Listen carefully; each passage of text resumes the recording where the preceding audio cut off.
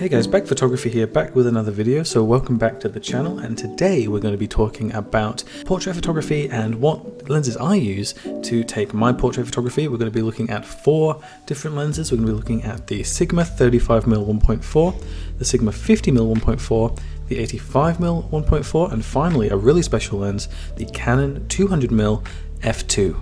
So if you're new to the channel, I'm going to be leaving all the raw files from this photo shoot in the description so you can check them out along with all of the equipment that I used from this photo shoot as well. So make sure you leave a like and subscribe if you're enjoying this content, and make sure to hit that notification bell so you don't miss any content like this in the future. So the first lens we're going to be looking at is a 35mm f1.4, and this is one of my favorite lenses for portrait photography. It is a slightly wide angle lens, and it's going to give you a really nice portrait because it's going to let you be able to see the background a little more than you would in a traditional portrait lens. But not only is it slightly wide angle so you're able to see more background and get nice and close to your subject, because it's f1.4 it's still going to provide really good background separation when using it on its lowest aperture setting of f1.4. You're still going to get really beautiful blurry backgrounds and pull your focus all the way to the foreground where your subject is going to be. And the 35mm is a really good portrait lens because you can use it in pretty much any situation. You don't need a whole bunch of space to be able to move back and get everything in the frame, unlike something like an 85mm or a 200mm, where you're really going to need plenty of space to be able to move really far back to get everything in frame. Another thing that's really good about this lens is that it's nice in low light. Because you're shooting at a slightly wide angle, you can shoot at a lower shutter speed and you won't see as much shakiness in the image because you have a wider frame to shoot with. I really like this lens because it's a good portrait lens for both APS-C and full frame.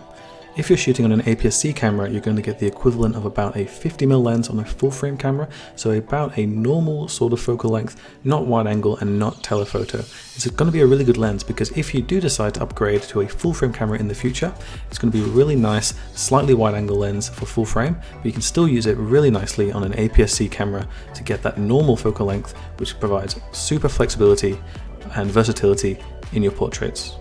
So that was the 35mm. The next lens we're going to be looking at is a 50mm 1.4, and this lens is going to be a little bit more of a long focal length. You're going to get a little bit more compression in the background. You're not going to be able to see as much of the background as well, and also things in the foreground are going to appear much closer compared to stuff that's in the background.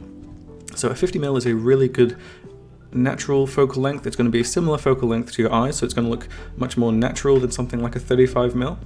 You're going to get a lot nicer background separation as well, and also the background is going to be a lot more creamy and beautiful, particularly at low apertures like 1.4, 1.8 and that kind of thing. The thing I really love about the 50mm is it gives you a really good in-between between the 35mm and the 85mm lens. So it's really good in places where you don't have that much space to shoot, but it still gives you a nice compression of the background and doesn't give you a distorted wide angle view like something such as a 35mm or 24mm gives you. It also gives you much more flexibility compared to an 85mm because with an 85mm you really have to be quite far away, particularly when you're doing full body shots like the photo here. So a 50mm allows you to have nice compression, nice blurry backgrounds, but still doesn't restrict you from having to go really far away from your subject to get the photo. Also, 50mm 1.8 and 1.4 are really cheap, so if you're looking to get some really nice low light lenses and something that you can get nice blurry backgrounds and make nice portraits, a 50mm in my opinion is the best first option for you. If you're just stuck with using something like the kit lens or you have a couple of zoom lenses, I really think that every photographer should have at least one prime lens, and that prime lens should definitely be a 50mm lens. So here's a comparison between a 35mm photo on the left and a 50mm photo on the right. And you can see on the left that we have much more distortion in the background and everything just feels more wide and closer in frame. Whereas with the 50mm you can see much more separation between the foreground and the background. There's a lot more blur in the background, and you can just see that the whole photo is just cropped in a little bit more. So if you're looking at buying a prime lens, 35mm or 50mm are both awesome choices for portraits and all-round photography. It's really just coming to personal preference, and for me the 50mm wins this battle. So here's the next lens, a 85mm 1.4, and this is a classic portrait lens and a favorite among portrait photographers, including myself. Now this lens in particular is really quite expensive. It's about $1,000 US, but it produces amazing photos and beautiful blurry backgrounds. This lens is going to be more of a specialized item, specifically good at things like portrait photography. It's not going to be super versatile in places that are cramped where you don't have much space. It's not particularly good at things like street photography where you want to get a bit more of an idea of the background, but it is going to produce amazing portraits because it is tack sharp and it produces really nice compression which are flattering to models in your portrait, and also really good background separation from your foreground, from your subject, compared to the background of your frame. These lenses really shine right at the lowest aperture of f1.4, like you can see here. You really get amazing background separation. The background really just turns into a blurry, blobby mess, and then you still have a really nice sharp foreground and focus in your frame. If you already have a couple of prime lenses, let's say like the 50mm, or you have a 35mm as well, and you're really enjoying getting into portrait photography, I would definitely recommend getting an 85mm 1.4, or if you're looking for a more budget lens, an 85mm 1.8, because I think you'll really appreciate the background compression that you get and the blurriness of the background compared to your subject, and also you'll get a really nice compression of your model, and it will make their features look more aesthetically pleasing as well. So definitely consider getting an 85mm if you've got your feet wet into the prime world, you're really enjoying portrait photography, and you want to take your portraits to the next level. So this lens here is the Canon 200mm f2, and it's really quite a silly lens for most people, but a lot of fun and something that's been on my bucket list for a long time, and I've finally got one. Now this lens isn't really a portrait lens, it's kind of a portrait lens and kind of a sports lens, but what's interesting about this lens, it is a 200mm focal length, which is really quite long, but still has a really low max aperture of f2.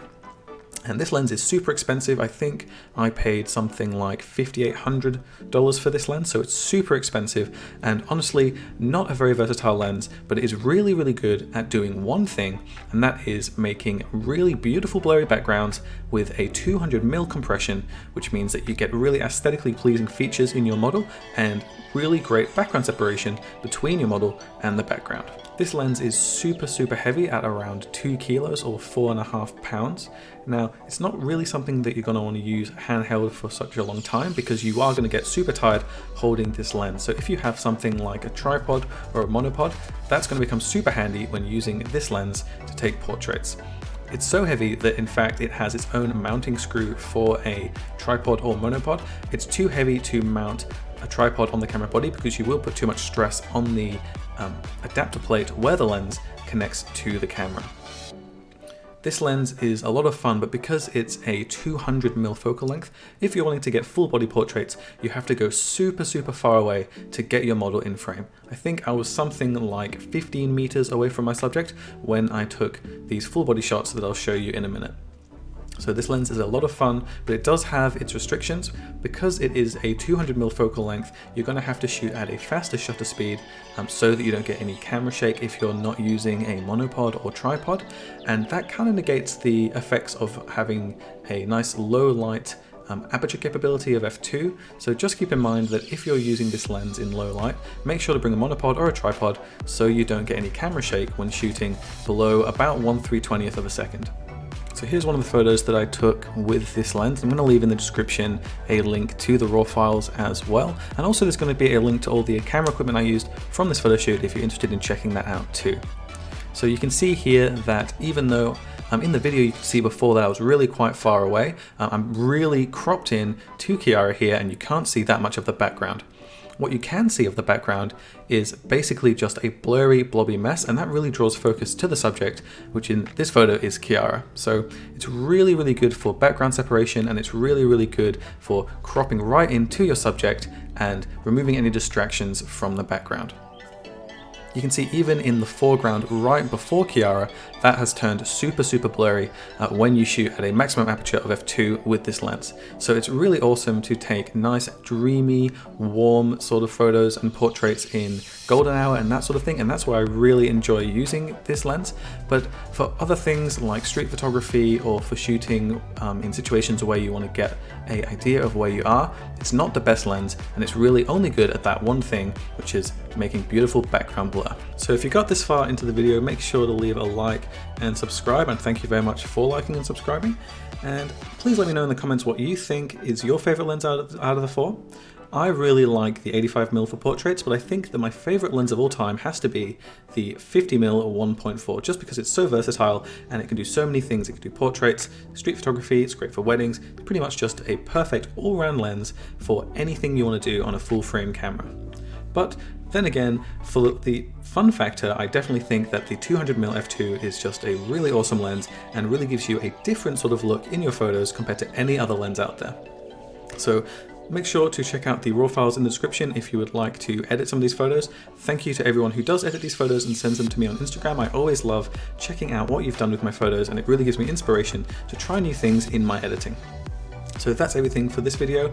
Thank you very much for watching, and I will see you in the next one. Oh, and before I forget, make sure to check out my Instagram page where you can see a before scoop of all of these videos and all of the photo shoots that I've been doing before they hit YouTube. Link in the description. Thank you very much for watching, and I'll see you in the next one.